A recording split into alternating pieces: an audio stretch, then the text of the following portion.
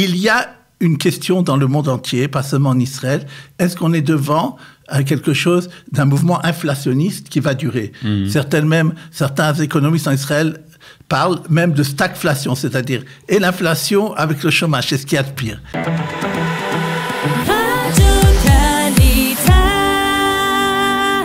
Et nous allons retrouver comme chaque mercredi la rubrique économique de Studio Kelita avec le docteur Guggenheim. Bonjour Daniel.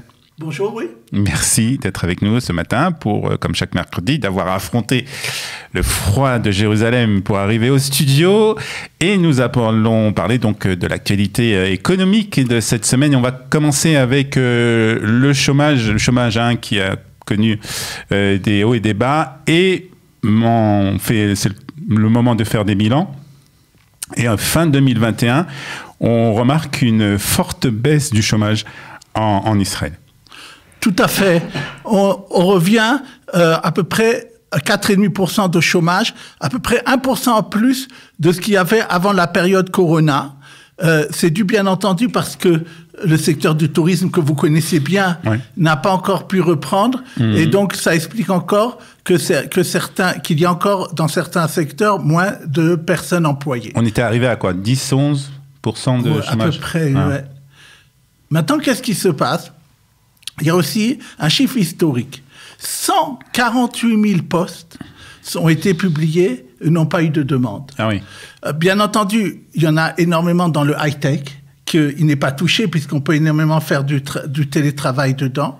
Mais ça concerne tous les secteurs, y compris par exemple les secteurs de Berman, dans les restaurants de serveurs. La restauration, des gens dans la restauration redemandent du personnel et n'en trouvent pas. Et il y a une analyse qui a été faite récemment dans la presse cette semaine, devant ces chiffres, en disant qu'il y a maintenant une génération Z en Israël. C'est-à-dire, le corona a fait changer les mentalités de ceux qui travaillent. Beaucoup de gens se sont aperçus qu'ils avaient certains travails, qu'ils travaillaient parce qu'ils étaient obligés de manger, de recevoir de l'argent, mais que finalement, ils n'étaient même pas sûrs de le garder, puisque pour la première fois de leur vie, des gens qui avaient des postes extrêmement, apparemment sûrs, tout d'un coup se sont retrouvés pendant des mois et des mois au chômage à ne pas trouver de travail.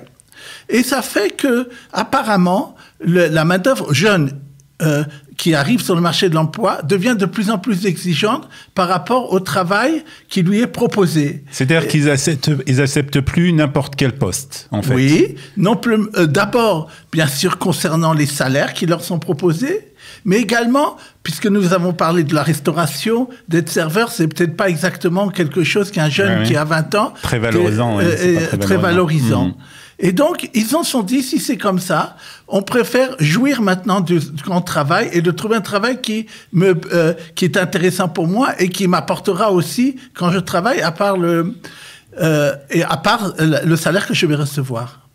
Et donc, ça veut dire que, comme je viens de dire, qu'apparemment, c'est quelque chose qui restera, même, comme nous espérons tous, que la vague Omicron et qu'il n'y en aura pas une autre après sera passée. Apparemment, le marché du travail et ce qui va se passer en Israël après la période post-Covid ne sera pas comme il était avant. Je ne sais pas comment c'est dans d'autres pays, mais apparemment, il y a quelque chose qui s'est passé et qu'il faut regarder parce que, effectivement, bien que on remarque que l'État, et s'il faut en parler, l'État, pour l'instant, en janvier, il y a un manque de personnel partout, mais on voit que l'État n'aide pas les secteurs qui ont besoin d'être aidés. Et il y a de la souffrance. Il y a des gens qui disent, moi, j'ai un chiffre d'affaires qui baisse énormément, j'ai des impôts à payer à la fin du mois, à l'Arnona et les Maham et tout ça, et comment je vais les payer? Et en plus, on me redemande de payer ce que j'ai reçu l'année dernière comme Mahana, que j'ai reçu comme aide de l'État. Ouais. Et donc, il faut dire d'ailleurs à ce sujet-là que, à part que ça n'a pas été tellement publié dans la presse, pour des gens qui ont perdu 80% de leur chiffre d'affaires, eux, pour l'instant, ils peuvent déjà aller sans ce qui s'appelle la sornout, le Chevot Benoniot Vektanot. Ça fait partie du ministère d'économie. Il y a de là-bas pour des gens qui ont vraiment 80% perdu de leur chiffre d'affaires, auront une aide.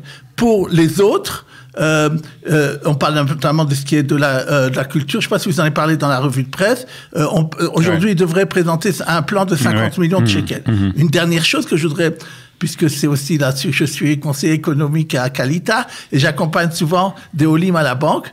La Banque d'Israël a dit, vu le personnel qui manque énormément dans les banques, et ils ont remarqué qu'il y a une tension, les employés de la Banque pour Olim se sont plaints que les clients qui viennent s'énervent parce qu'il n'y a pas un bon service et qu'il faut absolument résoudre ça. Et alors, la Banque d'Israël a permis de restreindre l'accueil, comme c'était au temps du Corona, quand il y avait vraiment ce qu'on appelle Séguer, quand on était confiné, et de réduire les heures et les nombres de gens qui viennent et d'obliger à prendre rendez-vous. Donc, je conseille aux gens de maintenant téléphoner pour voir si la banque est ouverte ou de prendre rendez-vous, savoir s'ils pourront venir. Très bien, on va faire d'autres bilans aujourd'hui. On va parler aussi, donc on a parlé du chômage et on va parler aussi de l'inflation 2021. On connaît donc maintenant le chiffre de l'inflation de l'année 2021 ? Oui.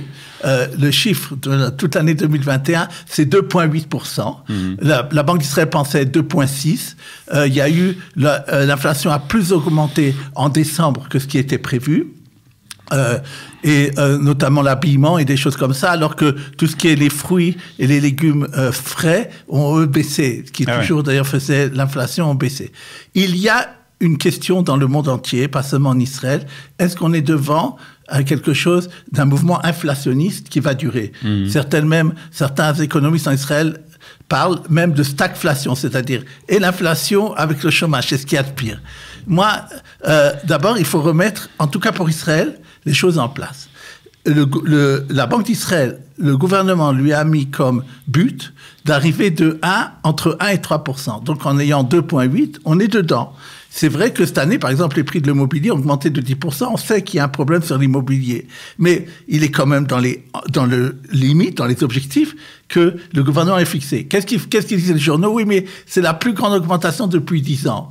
C'est normal, parce que il y a eu un rattrapage qui a été fait par les périodes de confinement. C'était évident, et c'est arrivé dans le monde entier, comme il y a une demande de consommation plus importante, alors l'offre n'a pas toujours donné, parce qu'il y a des problèmes aussi d'approvisionnement au niveau du monde entier, et donc c'est quelque chose qui peut arriver. La question que dans tout le monde entier on se pose, est-ce que c'est quelque chose pour quelques passagers ou c'est quelque chose qui va durer?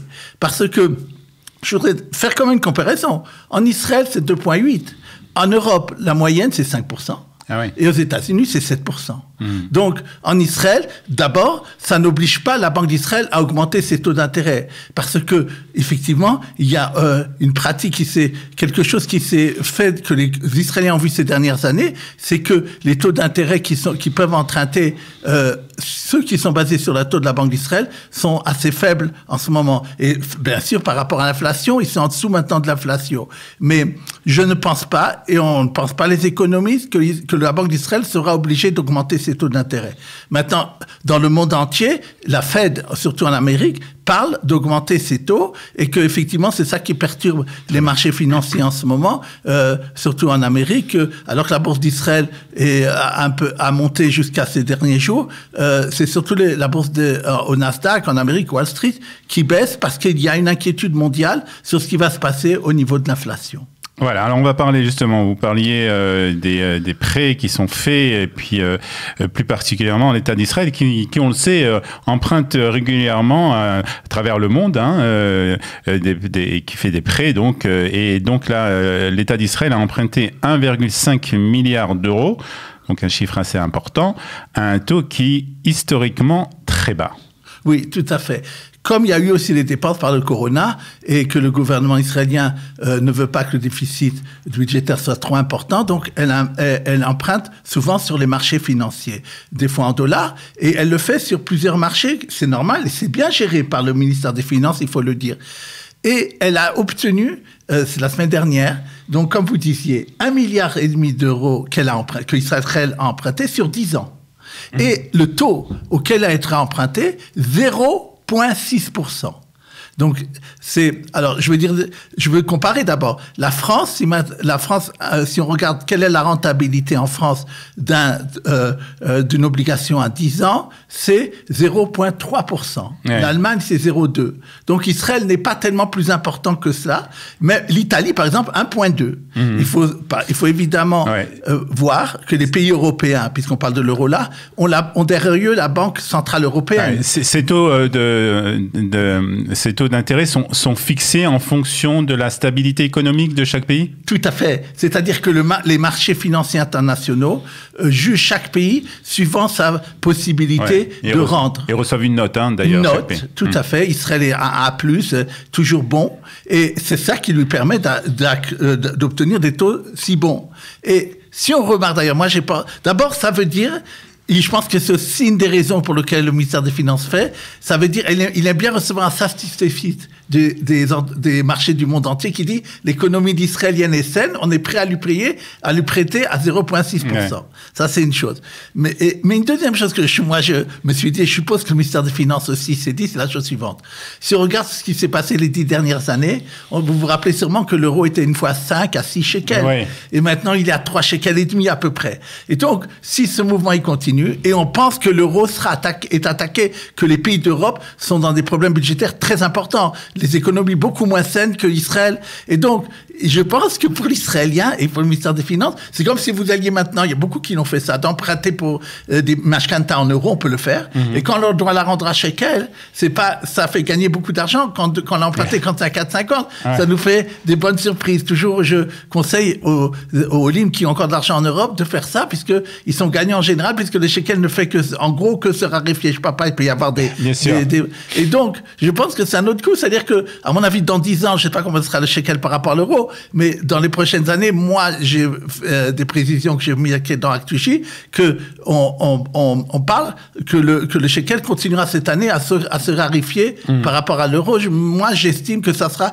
du même ordre qu'on a vu l'année dernière. Donc, ça sera vraiment quelque chose de très bien et très gagné pour l'économie israélienne. Alors, on va continuer, on va terminer aussi par les emprunts et par les taux d'intérêt, mais là, à un niveau, on va dire, plus personnel ou plus familial, avec, pour la première fois dans l'histoire, des Israéliens qui empruntent plus à leur caisse de formation, Keren Ishtalmut, ou à leur caisse de retraite, plutôt qu'aux cartes de crédit. Oui, et tout à fait. C'est important d'en parler parce que c'est très les taux d'emprunt sont vraiment très différents, quoi. Tout à fait. Vous m'aviez déjà dit en antenne, quand vous avez vu ça, vous m'avez dit, ils ont raison. Ouais. C'est bien. C'était un grand article dans Makor Rishon qui justement donnait ce chiffre de 26 milliards de shekels empruntés par les Israéliens à leur caisse de retraite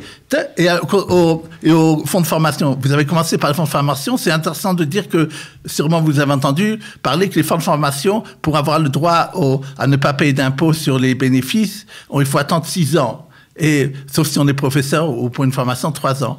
Et alors, on a remarqué que la durée moyenne est maintenant de 12 ans. Pourquoi? Parce que les compagnies qui gèrent ces fonds de formation, quand quelqu'un dit, voilà, maintenant je retire mon argent, elle lui dit, c'est dommage, ne retire pas ton argent, tu reçois, voilà ce que je t'ai fait cette année. L'année dernière, comme je vous l'ai souvent dit, ils ont fait entre 10 et 15%, ce qui est bien. C'est dommage que tu en plus ça sans impôt à payer. Laisse ton argent. Moi, je te paye sur 80% de la somme que tu as. Je te donne un emprunt que tu peux faire ce que tu veux avec. Et l'emprunt que je te donne, à l'heure actuelle, il est autour de 1%. Ouais. Tu n'es pas obligé de me rembourser tout de suite. Tu peux attendre dans 6 ans, etc. Alors les gens, c'est formidable quand ils comparent ça à ce que les cartes de crédit. Maintenant, les cartes de crédit, encore une fois, je veux dire ça. C'est que c'était 25 milliards, donc un peu moins.